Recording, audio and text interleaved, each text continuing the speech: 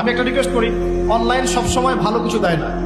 Online অনেক ক্ষেত্রেই খারাপ শেখায়, অনেক ক্ষেত্রে খারাপ শেখায়। আপনি একটা মাসালা জানতে চান, ঢুকবেন, দেখবেন অমুক যা বললো তমুকের বিরুদ্ধে। আর যে ইউটিউবারদের কাজ তো আছে, ওর তো ভিউজ বাড়ানো দরকার, এমন সামলাইন দিতে হবে যাতে মানুষ দেখে। অমুককে ধুয়ে দিলেন তমুক, তমুককে ধুয়ে দিলেন মানে ডিটারজেন্ট পাউডার, সবাই ধুয়ে দিচ্ছে একদম, ঠিক আছে?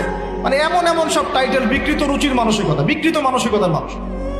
এবং আমি রিকোয়েস্ট করি ইউটিউবারদেরকে, আমি বলি তো যারা অফিসিয়াল, যে তোমাদেরকে পড়াশোনা করতে হবে।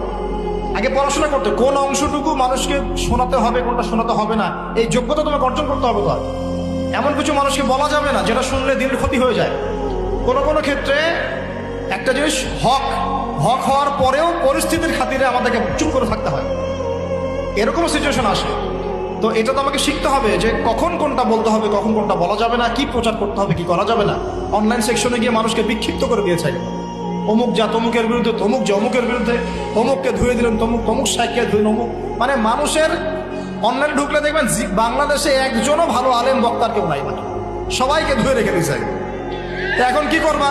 এখন তুমি দায়িত্ব নাও উম্মার, ইউটিউবিং আর ফেসবুকিং বাদ দিয়ে তুমি এখন উম্মার দায়িত্ব নাও। আমরা আলেম ওলামা যারা সবাই সরে যাই, তোমরা আলেম হয়ে দায়িত্ব নাও। এখন তোমরা উম্মাকে নেতৃত্ব দাও।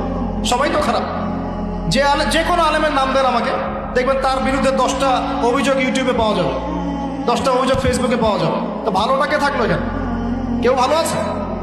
তাহলে সবাই সরে যাই আমরা, আলেম ওলামা যারা আছেন ওরাই দায়িত্ব নেয়, ওরাই বক্তব্য দেয়, ওরাই বয়ান করে, বই লিখুক। দেখেন বাংলাদেশে একটা খুব নিম্ন মানসিকতার চর্চা হচ্ছে। নিজে মানুষের দোষ ধরতে বেশি ব্যস্ত, নিজে কিন্তু আলেম হবে না।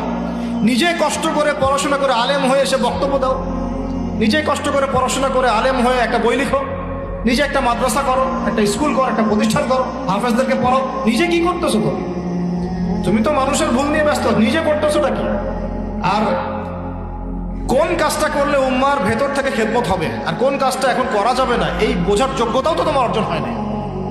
কোনো কোনো ক্ষেত্রে দেখা যায় যে কোরআন, আস্তাগফিরুল্লাহ, কোরআন বিশুদ্ধ করে তেলাওয়াতটুকু করতে জানে না, এইসব মাহফিলের মঞ্চে বসে বসে বয়ান করতেছে মানুষ। শুধু বয়ান না, বয়ান করলে একটা কথা ছিল, ঠিক আছে একসময় শিখে নিবে বলতাম, বয়ান না, এখানে বসে বসে রীতিমতো আলেমন আমাদেরকে, মুফতিদেরকে বাহাসের জন্য ডাকা হচ্ছে। বাহাসের জন্য ডাকা হচ্ছে, যে ব্যক্তি ডাকছে সে কোরআনও তেলাওয়াত করতে পারে, একটা আয়াত তেলাওয়াত করতে 10টা ভুল করে বসে। বিশ্বাস করছেন না? এগুলো দেখছি, আপনারা তো হয়তো সব বাইরের চোখ দিয়ে দেখেন, কিছু কিছু মানুষ ভিতরের চোখ দিয়ে দেখে। ভিতরের চোখ দিয়ে আমরা যা দেখছি না, উম্মার অবস্থা ভালো না।